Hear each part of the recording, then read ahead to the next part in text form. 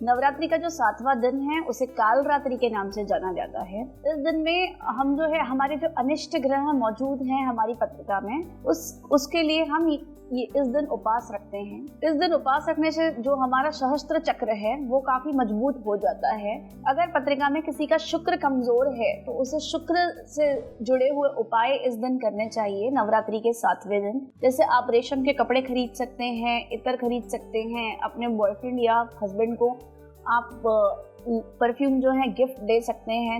महाराष्ट्र में जो एक विधि होती है ओटी भरने की विधि होती है, तो ये ओटी भरने की विधि भी इस दिन की जाती है। ओटी जब हम भरते हैं तो हम देखते हैं एक सुहागन स्त्री को पायल देते हैं, हल्दी कुमकुम लगाते हैं, फूल देते हैं, नारियल चढ़ाते हैं।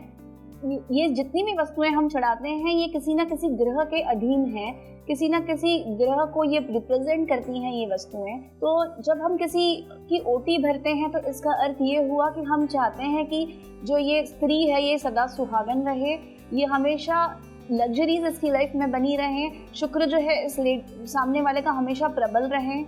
तो जैसे कि हमने किसी को पायल गिफ्ट दी अगर, तो हम ये देखते हैं कि हम पायल जो है वो चंद्रमा का कारक है, तो सामने वाले का चंद्रमा अच्छा होता है, क्योंकि आपने दान दिया है तो आपका भी चंद्रमा जो है काफी अच्छा हो जाएगा। जब हम कहीं जाते हैं तो हम किसी मंदिर में श्रीफल चढ़ाते हैं, या हमने ओटी भरते टाइम पे किसी विवाहित स्त्री को अगर हमने श्रीफल चढ़ाया है, इसका मतलब है हमने ये राहु का दान किया है। तो हमारा जो राहु है वो भी काफी अच्छा रिजल्ट हमें देगा। फूल जब हम किसी को देते हैं इसका मतलब हमने हमारी खुशियां दी हैं उसे, तो हमारे जीवन में भी इसी प्रकार खुशियां जो हैं वो बढ़ करके आएंगी। इस दिन जो है जो बच्चे पढ़ाई में कमजोर होते हैं, जो काफी याद करने के बावजूद भी परीक्षा में अपना पेपर बराबर नहीं करके आ पाते हैं, उन्हें इस दिन सरस्वती का आह्वान करना चाहिए, सरस्वती देवी की उपासना करनी चाहिए। ये सरस्वती का दिन होता है। सरस्वती का पूजा पाठ करने से आपका जो मेंटल कंसंट्रेशन है वो इंक्रीज होता है,